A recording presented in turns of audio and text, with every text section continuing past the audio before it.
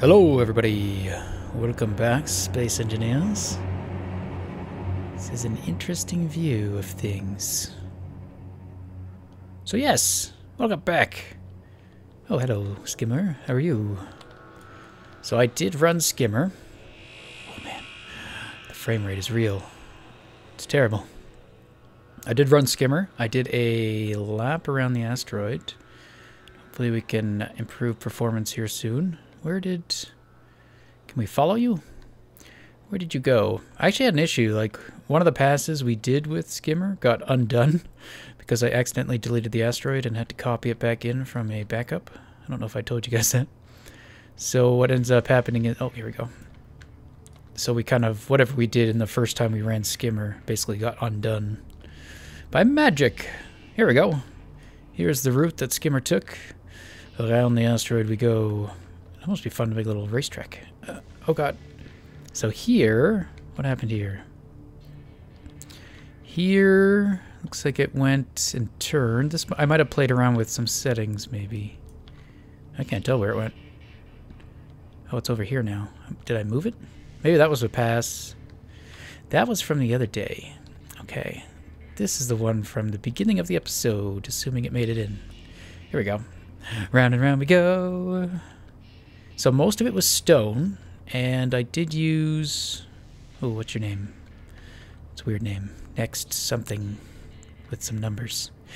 One of you, you know who you are, suggested putting in a sorter block between... Ooh, look at this. Your Skimmer did like a 90-degree turn. Nice. Skimmer is actually doing quite well, so we'll go over that and the changes I made. Also updated the blueprint.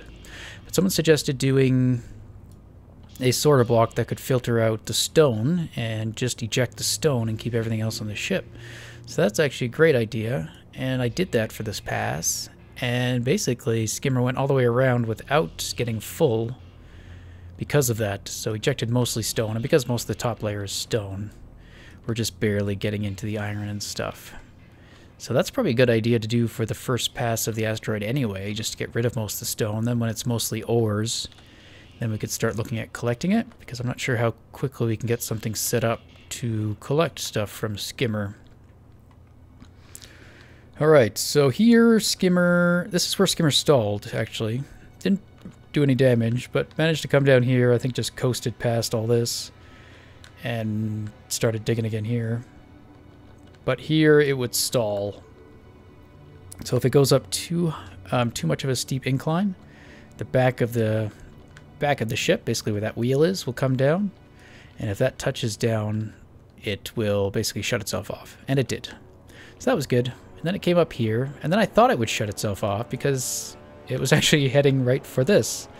I didn't steer it towards it. It actually just lucked out to be right there. And I thought it would stop itself, but it didn't. So it started to take damage, so I really had to quickly stop it. So I'm not sure why the failsafe didn't kick in there, or maybe the field's not right. But one thing I changed is these drills. So these guys are damaging themselves, and I couldn't stop it. I thought maybe it was because I had the turning, but I kind of forgot how I had done the turning. The turning is actually done in such a manner that it should only turn if there's nothing beside it. So it shouldn't be able to cause damage, theoretically. We'll take a look at that real quick. Wacha! So yeah, there's basically a field on the side of the ship, but it doesn't turn to the side where the field is, it turns the opposite way. So right here it's looking for asteroid to the right side of it. If there is no asteroid to the right side of it and in front of it, it's basically going to turn left to try to correct that. So where that is handy is if we've already done a pass and you have this big gouge. If Skimmer was to come at this side, it would also try to tilt probably, but depending on the terrain, if there's nothing on like half of its drills, it would try to turn towards the asteroid, so long as there's nothing beside it that it would hit. So the turning shouldn't cause any damage. And it's all the way back here, just in case there's asteroid up here and it tries to turn, so theoretically, it shouldn't take damage that way. So I re-enabled the turning, recessed those drills, and then I did some other stuff. Oh yeah, we added in that filter, so that was fairly straightforward. Oh wait, Let's make sure I turn those asteroid back on. Very nice. Okay. So inside, I think that's the only changes that were done. Is moving those drills in, which basically got rid of one of the welders, because that's now a drill. I'm not sure if I'll put another welder in. They didn't seem to prevent those drills from getting broken, even though I think they were in range. Up here, somewhere, you can't really see it, but conveyor sorter. So that guy is set up just to whitelist stone. Well, oops, I don't know why it's called a filter. It's clearly a sorter. Or no, it's called a filter. It's called a sorter, but I called it a filter because it really just filters stuff. So right now it's called actually blacklisting stone. But when I want to just eject stone, I'll just change it to whitelist. When I want to eject all the ores, I'll change it to blacklist. So while we're mining and we don't want to try to collect it all, we can just do that. So we'll leave Skimma for now. So yeah, if you want to update it on the workshop, if you want to give him a go, her a go, she should be pretty good now. Like, she went all the way around and damaged herself, so I think she's good to go. So test away and let me know. We also have some new programs, which... why are the gravities on? I guess I was looking at them. So today is just going to be a chatty episode and kind of going over some stuff I did off camera. Don't have too much time to record, not feeling all that great either. So we'll just do a chit-chat. Beacon's still broken? So yes, programs. I was messing with a couple, so 2 of you submitted some blueprints. Our good friend Pilot Error, who has a YouTube series there, and he does some videos on programming, and he has some videos on some other games as well. He was actually working on a molar operating system for us, and I was in contact with him. So, let's see here. Which one is this? Is there a free program that I can just overwrite to show you guys what we're doing? So I haven't gotten those scripts up and running, and someone else actually made a script as well, and I'm trying to remember your name. And I know it's in the script, so that's why I'm going there. Okay, what are you? Refineries. Yeah, we don't need you. Okay, you're not even hooked up. So 2 of them. So we got Molar OS by Pilot Error. So this does basically a lot of the stuff that we were talking about. So it will monitor the drills for damage. So if Molar is to take damage, it will stop, so that it won't just destroy herself. And as well as it has the speed controller that was done by Green Pixel incorporated into it. But I was having trouble getting that to work, so I gotta see with that.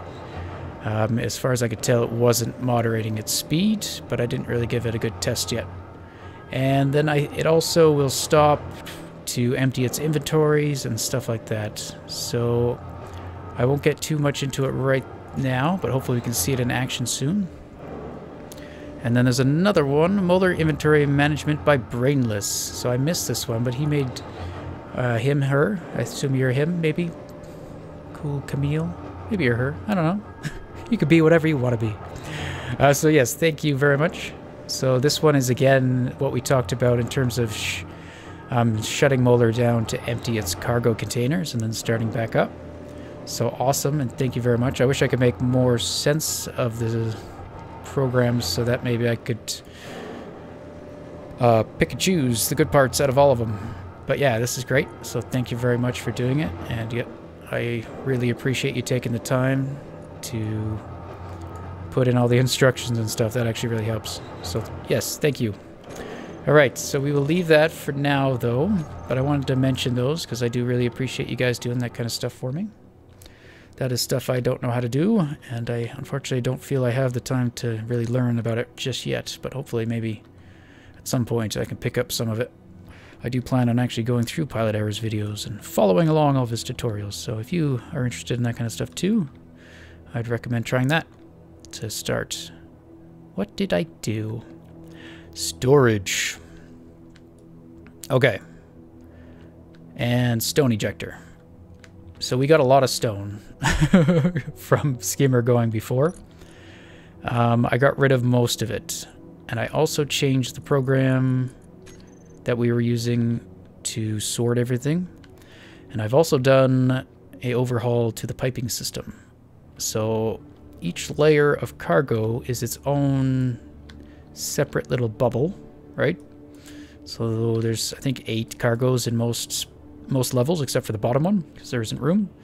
But there's 8 here, so those are all isolated right here. There's an input and an output. The input is set up to whatever these cargoes are containing. This guy doesn't have a filter on it, I guess. He's wide open. Maybe, yeah, I don't know, maybe I didn't set him up. This one's wide open too. But the idea is I could put a filter on one. Like this whole area here is for iron. And actually the next level down is for iron as well. So here I do have it whitelisted iron ore. So that means that only iron ore can be pushed into these cargo containers. Either by, well, mostly by the collectors in our grav shaft, right?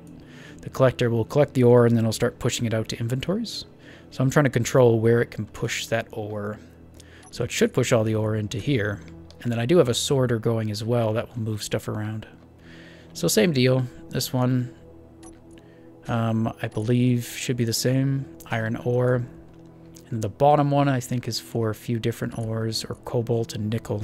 So basically anything that's used by the arc furnaces. So this is kind of what I had in mind originally, except I wasn't aware that we were going to get these. And I had planned on actually doing something like this with a connector gate system that we would either lock a connector or unlock a connector if we wanted to move items into that particular storage, or if we wanted to, like, drain out the iron into there, we could just open that gate and allow that through. But this simplifies things quite a bit. And yeah, so it's basically just one continual line of conveyors, and then it just branches out to the different storage areas. So there's one pipe here that goes to our refineries, and we have a filter here too. So you can do that connector collector trick to force items out, and if you want to like siphon them out of assemblers or refineries, I think that's what you got to kind of do, at least for now. But if you just want to have an input and an output, I found that having 2 of them is okay, and it doesn't mean I have to like pull these items out. And this doesn't have a filter, so this allows anything to go out of it. So what that kind of means is I can go up to any conveyor and just dump whatever I want in there, and after 5 seconds it should move. And the sorter can still take it out because it can pull it through here, up the pipe, and then into whatever cargo container it needs to go into. So I'm pleased with this. And I kind of felt we had to start expanding the storage, especially if we want to start mining more with skimmer and whatnot. We need a place to put all that stuff. And this bottom layer only has 7. And I'm not sure if I'll try to put one more layer in. But under this is going to be where some of the thrusters are, so I want to figure that out. I might leave room for one more cargo just in case, and then put a layer of armor, and then we'll start putting our thrusters and start looking at the outer hull of the ship around this level and get it to tie in with the grav shaft. So I'm hoping to do that. But before we start expanding the build anymore, I want to transport it away from this asteroid, unfortunately. So moving it away from the asteroid significantly improved performance. And I think it'll make it so that it'll work both ways. We'll get better performance when we're working on the asteroid because the base won't be here. And we'll get better performance working on the base because the asteroid won't be here. The downside is we won't be able to make use of the grav shaft really anymore if it's far away. So if we're using skimmer, we can't use this to collect, which means we have to just store the ore and maybe do one pass at a time. And then send skimmer over to unload, which could be a lengthy process depending how far away we are. Alternatively, when I first designed skimmer, it was to be used with a sister ship, a collector ship, actually, that would hover above skimmer. It was quite larger than skimmer, and basically just had some collectors situated about here, and it would track the ship. And it would be equipped with lots and lots of storage, kind of similar to that, maybe not quite that much, but something to that nature. So as skimmer went around, the ship would follow it. And originally, that's what this ship was going to do. Our main base was going to track skimmer. I think I mentioned that earlier on in the series. But the ship's getting way too big, and performance is going way, way down. So could you imagine trying to make this ship track this ship at higher than 1 frame per second? So we'll see where we can go with that idea. We might just have to wait until the game gets kind of optimized, which will come eventually. We're still in alpha. So once we get into the beta phase, once they're done adding features and they work on like polishing everything, I think we'll be set, or we'll be better off, and we'll be able to do more in the game. And there are things I can do to try to increase performance. Like there are, like using interior blocks, probably not a good idea. Someone mentioned swapping out the tubes. Oh, I didn't realize this doesn't go anywhere. Swapping out the tubes for conveyor blocks, as the reflective surface of the tubes can perform or affect performance. I did load up a copy of my world to try that out to see what kind of impact it would have, and I didn't actually notice a change. Not to me anyway, or in the numbers. So I don't know if that will help me out. I think it's mostly the asteroid that's kind of killing us. You know, it takes a long time to recharge and heal at a medbay. It's usually quicker just to kill yourself. And that should not be. Alright, well, what else did I work on? Oh yeah, let's take a look at one last thing here, and I think we'll call it for today. So the last thing I changed is when I reworked all the cargo containers and put in the filter sorter blocks right there, the other sorter stopped working. So I messed around probably for a good hour trying to figure it out, renaming stuff, and then I decided to try out a different sorter that I'd subscribed to. And this one I like. It's a little different. It does it a lot different, and I kind of like it. So here it actually has a list of the last things it moved. So it moved a component, it moved a computer component from the assembler to the cargo container, AL202. So this is how I've named my cargoes. I think we had the AL designation. We talked about that. So that's Area A, which is the part of the ship we've built. So this is going to be kind of Section A. This is B. This will be C. And this is D. So these cargoes here are A, and they're L for left-hand side. So the ones over here are going to be AR. And we named the refineries a similar way. Those ones are DR because they're in section D and they're on the right. And then each level has a designation. So this is 201 right here. And then 202. And then 301 would be the next layer down. And then 101 is actually going to be above this one, but it's not there yet. So that's how we can kind of designate. And then I can, just by saying a cargo container, I know physically where it is in the world. So like AL303, I know pretty much where that one is. So I like that. And then the way we sort it isn't actually out of this one, I don't think. Program LCD sorting. So this is what this one's called. It is, oh, does it not have the person? Where are you? Selective refining. Cargo sorter with LCD sorting. This is the one it is.